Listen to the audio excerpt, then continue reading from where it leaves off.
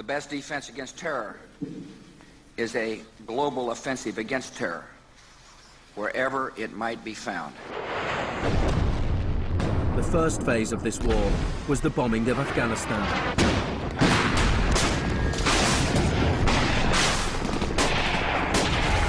The Taliban government was quickly overthrown. The aftermath of the war was more complicated. Our fight against terrorism began in Afghanistan, but it will not end there. We're primarily looking at detainees that we can use. We're collecting intelligence.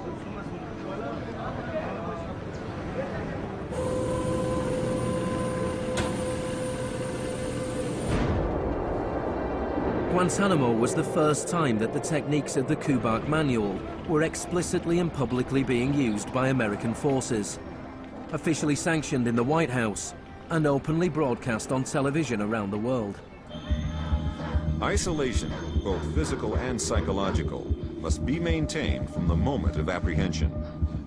The capacity for resistance is diminished by disorientation. Prisoners should maintain silence at all times. They should never be allowed to speak to each other.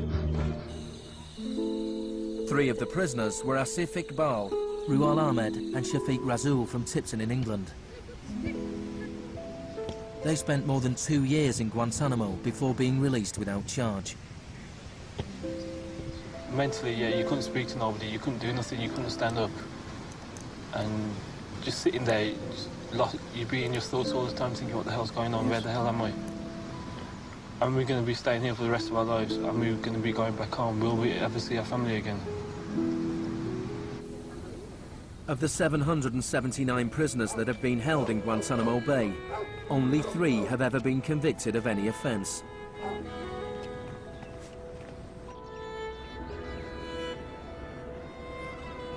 Well, the only thing I know for certain is that these are bad people. It was a message to the whole world, and the message was clear. It was, this is what happens to you if you get in our way. The war on terror is not about one man, and it is not about one country. There were many justifications given for the invasion of Iraq. But if the US had really wanted to attack a country where the leaders of Al-Qaeda were thought to be hiding, which had nuclear weapons and was selling nuclear technology to other countries, then Pakistan would have been the obvious choice. It had close connections to the Taliban and was being run by a military dictator. Instead, George Bush chose to target Iraq, a country with the 3rd largest oil reserves in the world.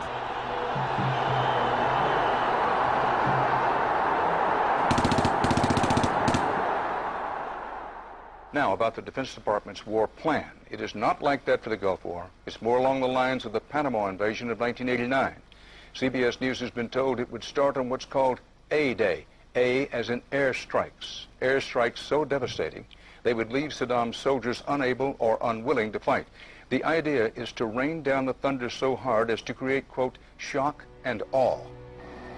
If the Pentagon sticks to its current war plan, one day in March, the Air Force and Navy will launch between 300 and 400 cruise missiles at targets in Iraq. More than were launched during the entire 40 days of the first Gulf War. The sheer size of this has never been seen before, never been contemplated before. Harlan Ullman is one of the authors of the shock and awe concept, which relies on large numbers of precision-guided weapons. So that you have this simultaneous effect, rather like the nuclear weapons at Hiroshima, not taking days or weeks, but in minutes.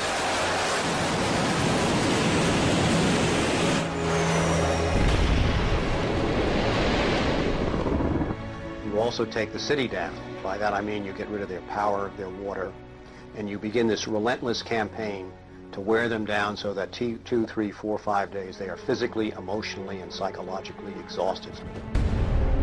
Last night, a square mile in central Baghdad seemed like hell on earth. During the first wave of the bombing, the citizens of Baghdad suffered a version of the sensory deprivation described in the Kubark Manual. In the chaos that followed the overthrow of Saddam Hussein, the US did little to stop the looting. some US officials even thought it gave them a head start on dismantling the Iraqi state. John Agresto, Director of Higher Education Reconstruction, said he saw the looting of schools as the opportunity for a clean start. In fact, before sanctions, Iraq had the best education system in the region. 89% of Iraqis were literate. By contrast, in New Mexico, John Agresto's home state, 46% of the population were functionally illiterate.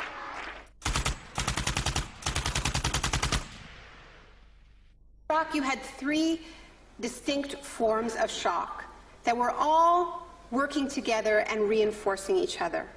You had the shock of the war, which was immediately followed by economic shock therapy imposed under Paul Bremer.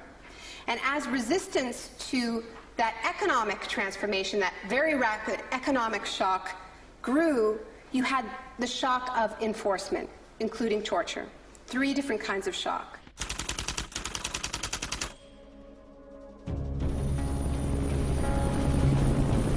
In May 2003, Paul Bremer was appointed US envoy to Iraq. 2 weeks after he arrived, he declared the country open for business. We considered that the coalition had very broad authorities to determine the direction of the Iraqi economy. Bremer knew little of Iraq, but he knew about disaster capitalism. He had launched crisis consulting practice at the start of the Homeland Security boom. Today is a very important day in Baghdad. Bremer spent the first 4 months passing classic Chicago school laws.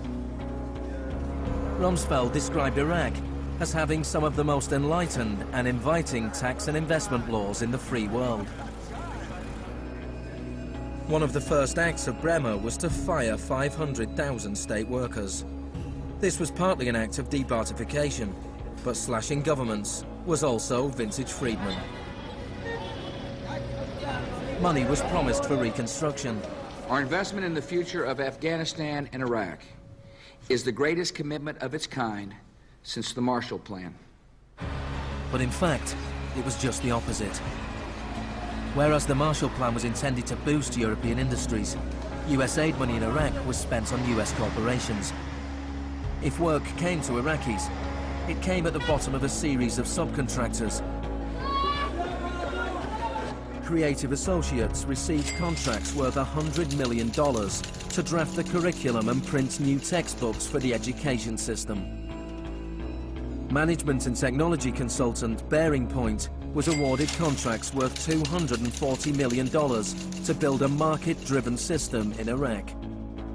North Carolina-based RTI received contracts worth $466 million to advise on bringing democracy to Iraq. And Halliburton was awarded $20 billion in cost-plus Iraqi contracts.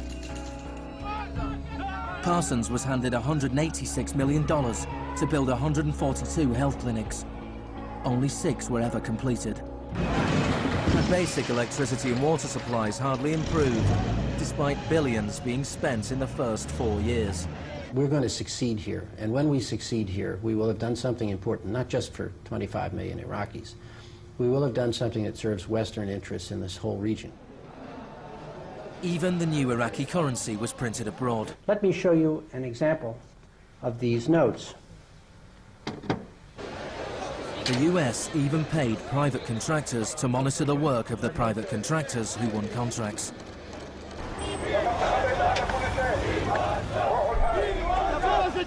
I was in Baghdad in 2004, and this is the period when bombs started to go off regularly in Baghdad. In fact, the night that I arrived, a bomb went off very near our hotel.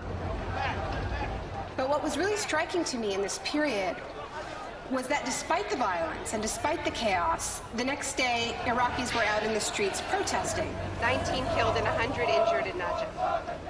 And what they were demanding at this time was elections, the right to actually have a say in what the post-Saddam era would look like. Now, in the early days of the occupation, the protests were peaceful, but as time went on, and the protests didn't have an effect, more and more Iraqis joined the armed resistance.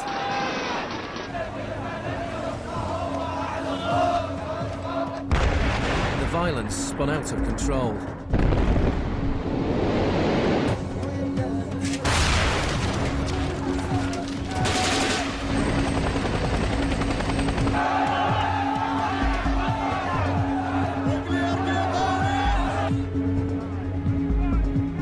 As in South America 3 decades earlier, bodies were often dumped by the roadside as a warning to others. These were Iraq's disappeared.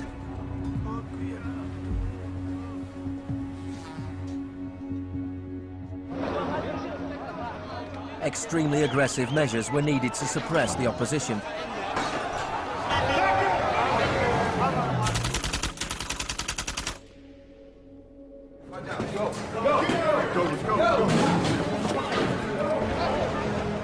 The first 3.5 years of the occupation, 61,500 Iraqis were captured. By spring 2007, 19,000 remained in custody. In prison, they were interrogated using techniques that could be traced to those devised by the CIA from Ewan Cameron's experiments in the 50s.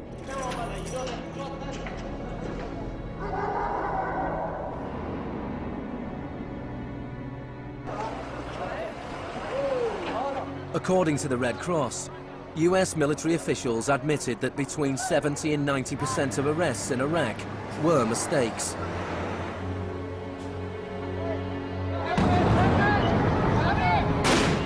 The chaos in Iraq seems like a defeat for shock therapy. But in Iraq, disaster capitalism moved on. Now the disaster itself provided the opportunity for profit.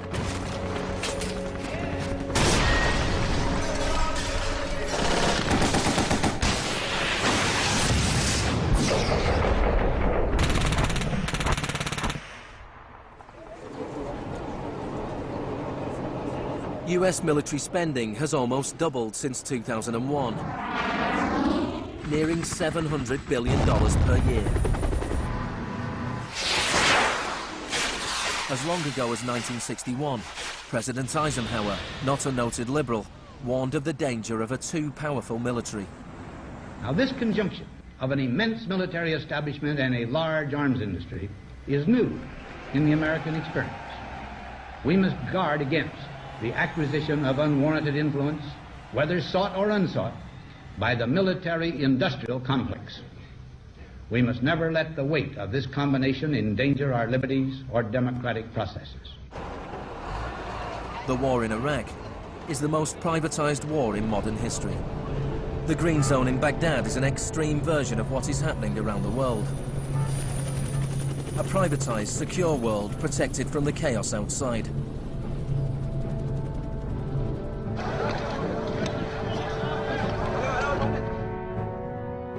In 1991, in the First Gulf War, for every 100 soldiers, there was one military contractor. In 2003, at the beginning of the war in Iraq, for every 100 soldiers, there were 10 contractors. By 2006, for every 100 soldiers, there were 33 contractors. A year later, for every 100 soldiers, there were 70 contractors. By July 2007, there were more contractors than soldiers in Iraq. This was going beyond what even Milton Friedman had dared to hope. The only things I would not denationalize are the armed forces, the courts, and some of your roads and highways. One of the most high-profile contractors was Blackwater USA. During the April 2004 uprising in Najaf, Blackwater assumed command over US Marines. Dozens of Iraqis were killed during the operation. The US had indemnified the private contractors against any Iraqi laws, so they were operating in a law-free bubble, a little like Guantanamo. I asked your Secretary of Defense a couple months ago what law governs their actions. Mr. I was going to Rumsfeld, ask him. Go ahead.